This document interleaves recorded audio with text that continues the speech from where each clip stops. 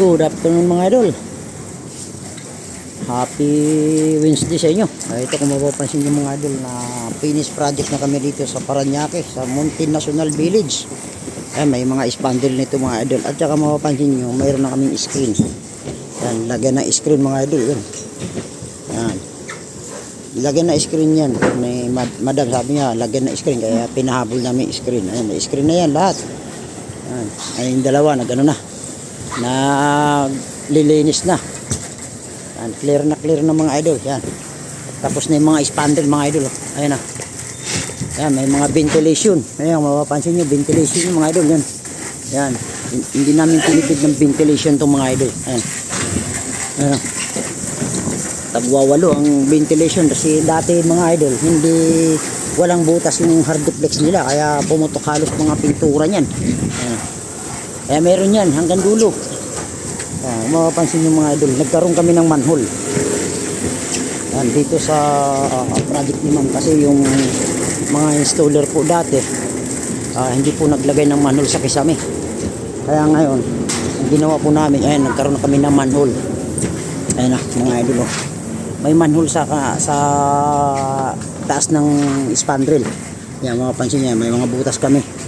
Ngayon ito yung manhole nito mga idol. Ayan na. Ayan na.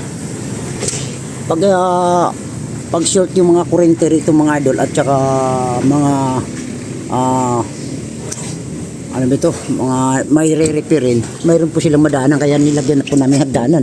Ayun hagdan mga idol nilagyan namin hagdanan. Ayun kaya mayroon silang madaanan. Kaya mapapansin yung mga idol yun linya ng tubig na sa loob ng kisame. Ayun linya po ng tubig yan yung puti. Ayun mapapansin yung mga idol ayun. Kaya kulang sa pabitbit. Kaya dito si Boss Bernie maiwan kasi magpabitbit siya. Ngayon nagpabili ako ng mga bakal tubular. Ayun dahil yan ipapatungan ni Bernie. Yan yung iri na yan lalagyan niya ng mga pabitbit kasi kulang sa pabitbit yung mga kisame kaya naglunduan, naglaglagan. Ayun walang mga pabitbit mga idol. Mapapansin nyo kahit madilim. Yung area na yun, nasa loob, nasa sides yan, spandrel yan. Kaya huli pa yan. In order pa yan ni ma'am. Spandrel na yan. Ayan. Ito na yung mga idol. Mayroon na kaming manhole dito, may hagdanan. Yan, may landingan pa sa paa. Yan. Yan. Ito na yung manhole mga idol. Yan. Ito yung manhole. Testing natin kung papasok ang manhole. Yan.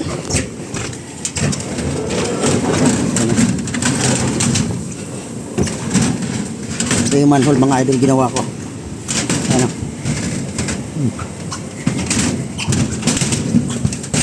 Yan. Ito yung manhole. Yan. Yan mga manhole mga idol. Yan. Ayos na yung manhole. Ano? Kaya pag halimbawa may problema sa mismong sa mismong loob, dadaan lang sila rito mga idol. Yan, balik natin kasi may tao sa walang hangin. Yan. Tapos naglagay ako stopper. Yan. May stopper mga idol para hindi siya mahuhulog. Yan. May stopper rin dalawang bakal. Ayan ay mga idol. Ano Boss Bernie? Ingat ka dyan pre. Madulas yung chinilas mo. Kasi magpipintura. Pipinturahan na rin pala. Yung bago mong palitada. Ayos. Ano yan? Yung bagong halo. Yan. Ayan kung mapapansin yung mga idol. Ito na yung finish project. Ayan. Mayroon na rin screen. Lahat yan. May screen na rin. Lahat. Pinalagyan ni ma'am ng screen. Kaya maganda na yung project nito mga idol. Anong araw na yon ang kwento ni ma'am na mula nung natapos to hindi siya nakatira kasi saan sulok man ang bahay niya may tulo 3 years kaya lampas pa ang araw ng 3 years nag-PMs kay Jerimar kasi magkakababata sila ni paring engineer paring Jerimar ko yung aking kumpare na engineer na si Jerimar Basilio nag-PM kay Jerimar. Ngayon tinawagan ako ni Jerimar ng ating kumpare na pare, kung may araw ka o may oras, punta ka ng Parañaque, Multinational Village at sukatan mo yung kababata ko. Ayun. Awan ng Panginoon, nagtiwala si ma'am ng Perez Cruz Roofing Enterprises at nagtiwala sa Magan Group Roofing. Ayun. Awan ng Panginoon mga idol, ayos na ang project niya. Wala nang problema. Ayan. Yung mga kunting retouch na lang doon sa Kisame, kay Boss Bernie na lang ang bahala doon kasi kami uwi na kami mamaya. Nantay lang namin yung service dahil nga uwing-uwi na yung mga kasama ko. 18 days din kami rito mga idol. Kaya kung hindi kami inabot ng bagyo, hindi naman tatagal ng 18 days to. Ayan, mapapansin yung mga idol, ayos na. Ito naman yung pinahabol sa akin sa kapitbahay mga idol. Ayan. Ayan. Kasi makikiusap na lagyan ko rin ng bubong. Pero walang bayad yan mga idol. Libre yan. Ayan. Libre yan. Wala, di ako naniningil ng bayad niyan.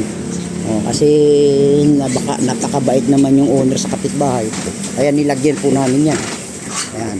Ito yung ano ng aso. Kailangan may liwanag. Ito naman akyatan niya papunta sa taas. Ayan. Kaya nilagyan namin ng gutter-gutter na maliit. Ayan, kung mapapansin nyo, may gutter na maliit yan. Ayan. May gutter yan maliit para may kunting tubig yan. Ang pupunta lang dyan. Ayan. Okay. Okay, thank you. God bless mga idol. Happy Wednesday sa inyo. Good afternoon po sa inyo. Ayan. Ayos na.